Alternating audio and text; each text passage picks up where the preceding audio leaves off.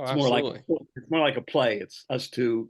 It's sort of Jordan-esque rules in a sense of behind the scenes. It's like if you sat in the room with the two of us and listened to us talking about the NBA. That hopefully that's what it'll be. So hopefully Well, that'll we'd be love to have you. We'd love to have you come Nice. back on and talk about that book. yeah. So hopefully that'll be like next fall or something like that. So anyway, Awesome. That's so awesome. I'm still messing around. Yeah. No, well, Sam, we really appreciate the time. Yeah, thank you so much.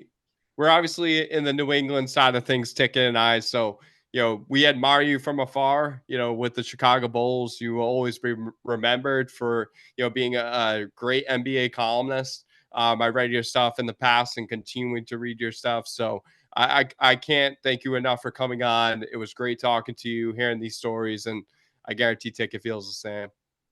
All right, yeah, good Absolutely. to talk. Actually, I spent time last weekend at the Hall of Fame with my old buddy Bob Ryan. So Beautiful. I have some New England in me too. So anyway, good to Yeah. talk to you. Yeah. Hope your podcast works out. Thanks, Thank Sam. I you. appreciate it. Sam, real quick. Yankees fan? I know you're born in the Bronx. Well, I'm born in Brooklyn. I Oh, was Brooklyn, I'm sorry. I was a Dodger fan. Actually, since you mentioned it, I'll bring it up today.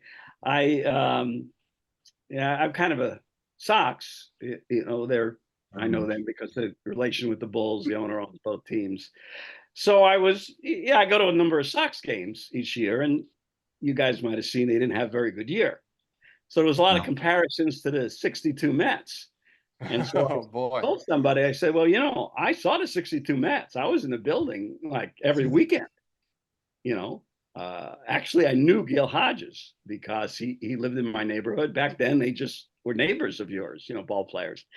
So the Tribune, my old alma mater, let me write a column where I said that the 24 Sox were bad, but they weren't the '62 Mets, who were a joke and were set up to be a joke. And so, they were just untalented. The '62 Mets were, I just tell you, the first, and this is how you knew, Casey Stengel they hired to be the manager, and who managed the Yankees during the dynasty of the '50s. So they hired Casey to be the manager, and they had the expansion draft, which was a big deal. They built it up in New York. The Mets, it was a big deal getting the team again after the Dodgers had left.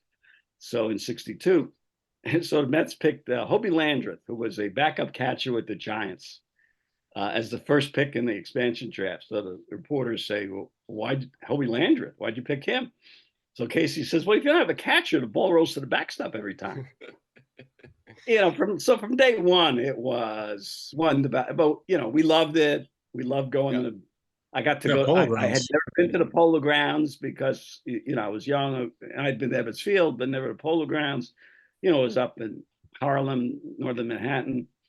But anyway, so I gravitated to the Yankees, and the Yankees were a great fun team then.